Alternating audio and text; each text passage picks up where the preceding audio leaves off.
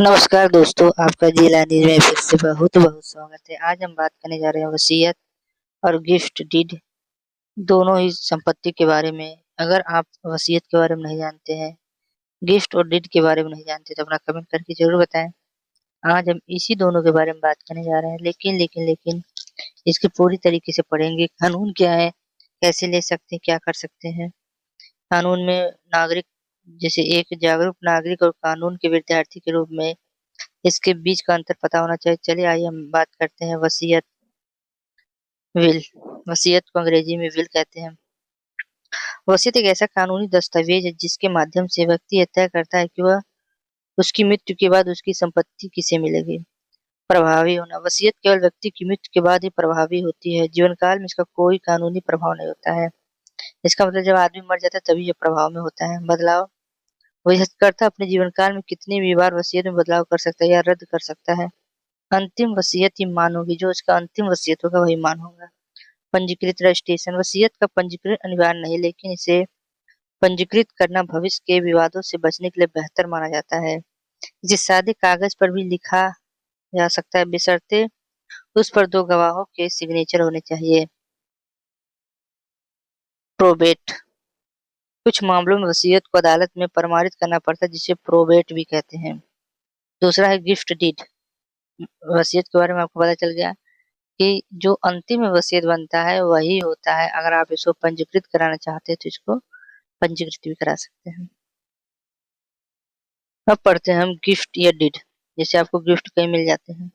जब कोई व्यक्ति अपनी संपत्ति अपनी मर्जी से बिना किसी पैसे के किसी दूसरे को तुरंत सौंप देता है, उसे गिफ्ट या डीड कहते हैं। तो गिफ्ट डीड कहते हैं उसको। जैसे गिफ्ट प्रभावी होना, गिफ्ट डीड निष्पादित होते ही कि संपत्ति का मालिकाना हक तुरंत दूसरे व्यक्ति के पास चला जाता है।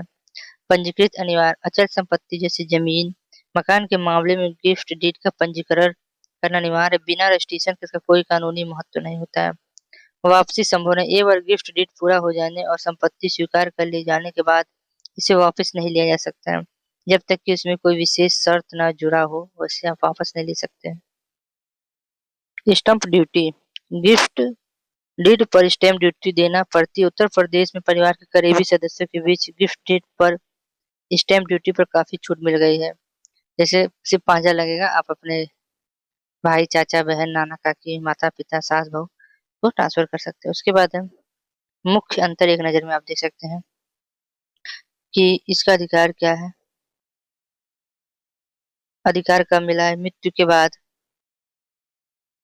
वसीयत में अधिकार कब मिलता है? मृत्यु के बाद। और गिफ्ट में तुरंत जीवन काल में ही मिल जाएगा। क्या बदला जा सकता है? हाँ, कभी भी बदला जा सकता है। नहीं, एक बार देने के बाद आप नहीं बदल सकते हैं। इसमें बदला जा सकता है, आप कभी भी बदल सकते हैं, मगर जो अंतिम रहेगा वही मान्य होगा। स्टैम्प ड्यूटी बहुत कम और शून्य होता है। इसमें स्टैम्प ड्यूटी अनिवार्य है नियमों के अनुसार। इसमें स्टैम्प ड्यूटी अनिवार्य, गिफ्ट कर रहे हैं तो उनका स्टैम्प ड्यूटी करना अनिवार्य है।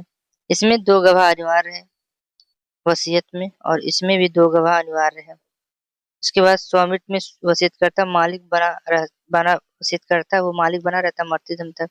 और इसमें प्राप्तकर्ता तुरंत मालिक बन जाता है, वो चाहे जिंदा रहे चाहे नहीं, जो देने वाला है, मगर जो पाने वाला है वो तो मालिक बन जाता है। अब इसमें रख रखाव कल्याण अधिनियम क्या है? मेंटेनेंस एक्ट 2007 वरिष्ठ नागरिकों के लिए एक विशेष नियम यह है कि यदि वह इस शर्त पर अपनी संपत्ति गिफ्ट करते हैं तो प्राप्तकर्ता उनकी सेवा करेगा, और वो ऐसा नहीं करता तो बुजुर्ग व्यक्ति अपनी गिफ्ट डीड को रद्द भी करवा सकता है। रख रखाव और कल्याण अधिनियम 2007 है, मेंटेनेंस एक्ट 2007 है। अगर वरिष्ठ नागरिक के लिए अगर विशेष नियम है, यदि वो इस शर्त पर अपनी संपत्ति गिफ्ट कर रहा है कि जो मेरा संपत्ति लेगा वो मेरी सेवा करेगा, दर दवाई करेगा, मेरी देखभाल करेगा, तभी वह गिफ्ट मानोगा, नहीं तो गिफ्ट रद्द हो सकता है। तो अगर आपको ये कैसा लगा तो अपना कमेंट करके जरूर बताएं। आज के लिए बस इतना ही, फिर मिलते हैं नई वीडियो में। जय हिंद, जय भारत। इसमें एक बात बताना भूल गया कि गिफ्ट वसीयत और गिफ्ट डीड से जुड़ी कुछ खास बातें उत्तर प्रदेश के लिए। उत्तर प्रदेश का नया नियम 2024 और 26 में लागू हुआ है। उत्तर प्रदेश में अब रक्त संबंधी जैसे पिता, माता, पुत्र, पुत्री, पत्नी, पति, पत्नी, बहू आदि के बीच गिफ्ट डीड पर स्टैम्प ड्यूटी को घटाकर मात्र 5,000 रुपए प्लस 1,000 रुपए प्रोसेसिंग फीस कर दिया गया है। पहले यह संपत्ति के मूल्य का 5 से 7% होता था, मगर अब इसको बदल दिया गया है। ये नया नियम 24-25 में आया था और 26 तक इसे लागू हो गया है। वसीयत विल या मृत्यु के बाद प्रभावी होता है और इसमें जीवनकाल में कभी भी बदलाव किया जा सकता है। इसमें स्टैम्प ड्यूटी नहीं होती, केवल मामूली रजिस्ट्रेशन फीस लगता है। गिफ्ट डीड में यह तुरंत प्रभावी होता है और एक बार पंजीकृत होने के बाद इसे वापस लेना कठिन होता है, बहुत मुश्किल होता है। अगर आप शर्त रख दें कि मेरी सेवा वह करे, बुजुर्ग करे या मुझे ये चीज़ करे, बुजुर्गों में सेवा करे तो मैं इसको दूँगा। अगर आप गिफ्ट में जैसे कि अगर आप लोग इतनी मदद करेंगे इसको, तो मैं अपना सामान गिफ्ट दे दूँगा। इस तरीके से कुछ होता है, इसमें होता है। और आज आज के लिए बस इतना ही। ये बताना मैं भूल गया था, तो आपको स्पेशल बता रहा हूँ कि ये ₹5000 लग रहा है स्टैम्प ड्यूटी। अगर आप माता-पिता, पुत्र-पुत्री, पति-पत्नी, बहू आदि हो, तब इसमें आपको ये फ़ायदा मिलेगा। तो आज के लिए बस इतना ही, फिर मिलते हैं नई वीडियो में। जय हिंद, जय भारत।